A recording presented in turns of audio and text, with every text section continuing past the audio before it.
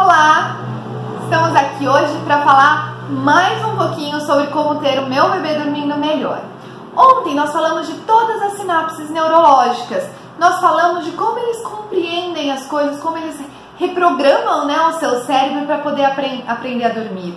Como dormir é um comportamento e como fazer isso, né? Como entender o que está por trás para poder auxiliar o bebê. Tá, hoje nós vamos falar sobre os hormônios também, que está tudo aqui dentro do corpinho do bebê, e nós vamos falar sobre a importância da rotina.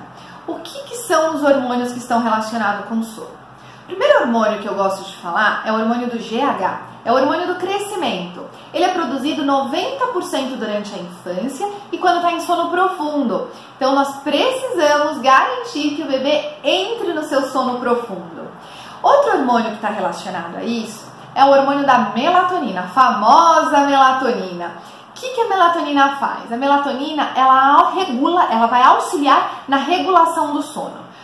E ela é produzida, né, ela é secretada pela glândula pineal, que fica aqui dentro do cérebro, no meio do cérebro, na região dos nossos olhos, tá? Nessa altura lá dentro.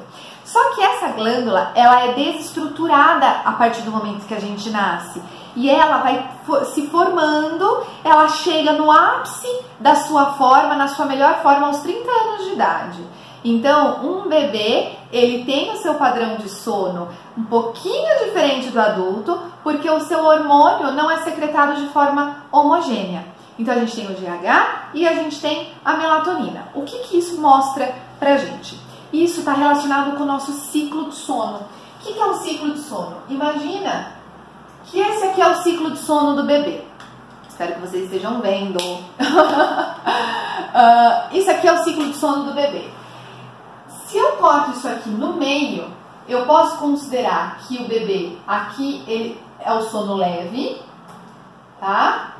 Sono leve, e aqui é o sono profundo. Eu falo sono leve, sono profundo, mas nada mais é do que o NREM e o sono REM. Sono leve, sono profundo, eu utilizo dessa termologia mais popular, porque fica mais fácil da gente falar, né, e de compreender. Porque imagina eu falar sono REM, NREM, nossa, dá um trava-línguas. Então, sono leve e o sono profundo. O que significa o sono leve e o sono profundo? Quando o bebê ele começa a adormecer, então ele está naquela sonolência toda, ele está no seu estado de vigília, ele começa a passar pelo sono leve, e aí chega aqui, ele passa por uma transição de sono, e ele vai para o seu sono profundo. Aí ele está no sono profundo, chega no ápice do sono profundo, e aí ele volta e vai passar por uma outra transição de sono, o qual ele vai para o sono leve.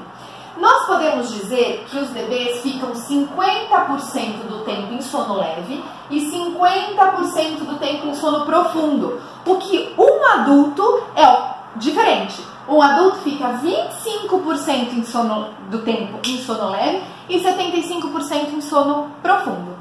Nessas transições do sono é o que nós precisamos muitas vezes auxiliar o bebê para que ele aprenda a dormir. E o que significa isso? Sabe aquela hora que você está dormindo e você se mexe na cama ou puxa o cobertor? Isso é uma transição de sono. Todos nós temos isso. E os bebês também. A grande diferença é que nós adultos já estamos acostumados a fazer isso com tanta frequência que na maioria das vezes a gente não percebe ou não lembra. E nos bebês, se isso não é fortalecido, cada transição dessa, ele pode ter um despertar. Nesse despertar é onde muitas vezes nós adultos escutamos o bebê ranhetar, resmungar um pouquinho e a gente acha que ele está acordando. E aí o que a gente faz? Vai lá e pega no bebê. Pronto, a gente quebrou um ciclo de sono dele. Porque se ele não faz um ciclo completo de sono, tá? Ele não teve produção de GH. Então a gente precisa garantir com que ele faça os seus 4 ciclos pelo menos para ele ter uma boa produção de GH. Então, em sono profundo, a gente vai estimular todas essas produções de hormônio. E o que o GH está relacionado? Com a tonacidade muscular. O GH, ele ajuda no crescimento da criança, por isso que 90% dele é produzido durante a infância. E muitas vezes ele está relacionado também com ganho de peso. Sabe aquilo que os pediatras às vezes falam assim? Seu filho não está ganhando peso, seu da amamentação a gente já sabe que é mito. Então, vamos primeiro perguntar, seu filho está dormindo bem? Se ele estiver dormindo bem e mesmo assim não está ganhando peso, é importante uma investigação clínica. Caso contrário, dormir está relacionado com o alimento, com a fome. E aí a gente está entrando num outro hormônio, que é o hormônio da leptina. O hormônio da leptina é o hormônio da saciedade. Eu como, me sinto estufada e falo, nossa, tô cheia, né? Da forma bem popular e bem mal educada, é essa, nossa, tô cheia. E aí dá aquela molezinha depois do almoço. Isso também acontece com os bebês. Quando o estômago tá cheio, ele manda uma mensagem para a hipófise. Essa hipófise começa a liberar o hormônio da leptina, mantendo o relaxamento do bebê e mantendo a saciedade dele. Depois de um tempo que, em média, é de 3 horas, tá? Tem bebês que são 4, tem bebês que são 2h30, enfim. Então, em média, depois de 3 horas, começa a diminuir o hormônio da leptina. A saciedade começa a ir embora. E aí, o que acontece com o nosso corpo? O nosso estômago começa a produzir a grelina, que é o hormônio da fome. E aí, se isso acontece numa transição de sono, o bebê ele pode acordar por fome. Sendo assim, eu te pergunto, você acha que o bebê acorda de hora em hora com fome? Se ele não acorda de hora em hora com fome, porque ele está sendo bem alimentado, então não há necessidade de dar mamar peito para ele, ou alimento para ele, que seja a cada acordada dele. E lembre-se que cada vez que você observar que ele está numa transição de sono e ele está meio ranhetando um pouquinho, espera um pouquinho, veja se ele vai pegar no sono sozinho, porque às vezes é só uma transição. E aí a gente não precisa interromper o sono do bebê, a gente vai acabar não atrapalhando ele.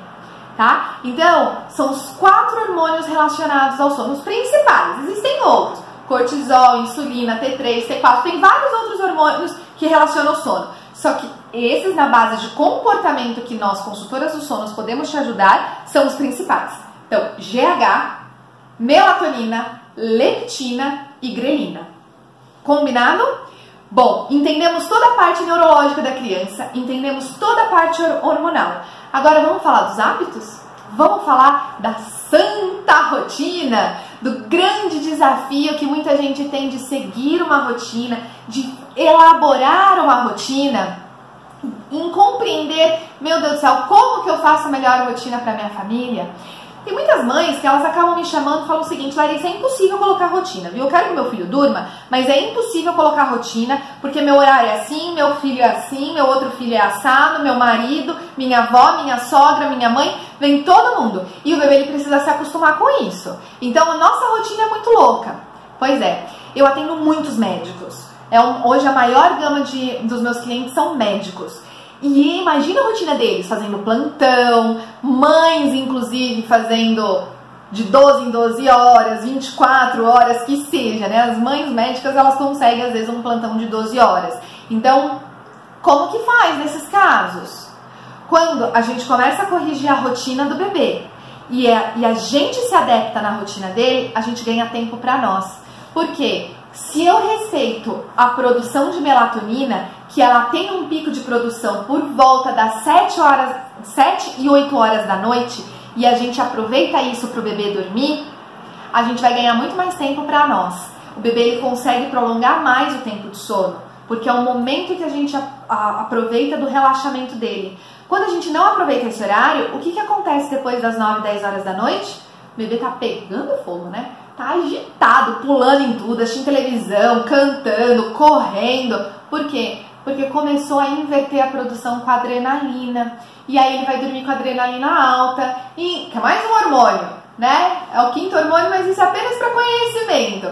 Ele vai dormir com a adrenalina alta. Nessa adrenalina alta vai fazer com que ele tenha um sono mais agitado. E a chance dele picar aqui também aumenta. Então a rotina, compreendendo toda essa parte e agregando isso na rotina, a gente ganha muito mais tempo. Sabendo que o bebê vai acordar, vai fazer tal coisa, depois vai tomar banho, vai dormir, vai fazer isso, vai fazer aquilo, pá. Tem tudo certinho. O bebê ele vai aceitar os comportamentos com mais facilidade. Por quê? Porque na hora da rotina, ele, na cabecinha dele, de acordo lá com as sinapses neurais, lembra do que a gente falou ontem? Conecta um neurônio com outro e gera um comportamento, né? Gera um comportamento. Então, isso é qualquer neurônio, né? Isso é qualquer neurônio, né? Então, o neurônio A com o neurônio B. Então, se todo dia de manhã ele acorda por volta das 6, 7 horas da manhã e logo em seguida ele faz um banho de sol. Depois do banho de sol, logo em seguida ele vai comer. Logo em seguida ele brinca. Logo em seguida ele mama. Logo em seguida ele dorme. E ele tem todo dia fazendo exatamente a mesma coisa. Na hora que você simplesmente dispara aquele gatilho nele da próxima atividade, ele vai fazer sem reclamar. E aí a gente percebe no humor da criança o quanto que ela tá feliz, o quanto ela tá satisfeita, o quanto ela tá descansada e por aí vai, certo? Então a rotina ela é extremamente importante para que dentro da cabecinha do bebê seja organizado e o tico e teco funcione, porque ele está numa fase de desenvolvimento. E isso vai trazer para a criança uma sensação e um sentimento de confiança e de segurança. Cresce uma criança muito mais fortalecida emocionalmente, porque ela está sendo respeitada pelo ambiente e ela vai aceitar com mais facilidade aquilo que nós dermos de proposta para ela. Então, a rotina é bastante importante para que a criança aprenda algo e se desenvolva com mais facilidade e flua no nosso dia a dia. Garanto que você vai ganhar muito mais tempo fazendo tudo isso. Fechado? Importante, a rotina ela é colocada, a gente começa a determinar a rotina para bebês a partir de 3 meses de vida, porque entre o segundo e o terceiro mês, até mais ou menos essa idade, né, os 3 meses, os bebês eles não têm maturidade neurológica para associar os horários de rotina. Depois eles conseguem entrar num padrão, porque aí eles ficam mais em estado de alerta, aceitando receber mais estímulo e a cabeça dele começa a produzir mais. Tico e teco, né? Começa a produzir mais, tá? O que a gente faz então até os 3 meses? A gente ensina o bebê a dormir sozinho no berço, a gente ensina sinapses neurológicas para ele, a gente ensina a diferença de dia e de noite, que essa diferença de dia e noite tem que acontecer durante toda a primeira infância. E como que é feito isso? Através do ritual noturno. Como que a gente faz um ritual noturno?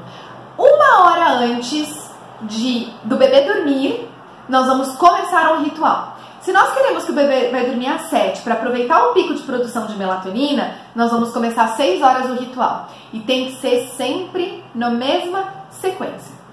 Então, diminuir as luzes, organizar o ambiente, dar banho, fazer massagem, trocar, né, fazer a troca de roupa, colocar o pijaminha do bebê, que é muito importante o bebê ter pijama, você sabia disso? Separa uns 3, 4 roupinhas e faça com que ele durma sempre com as mesmas roupas.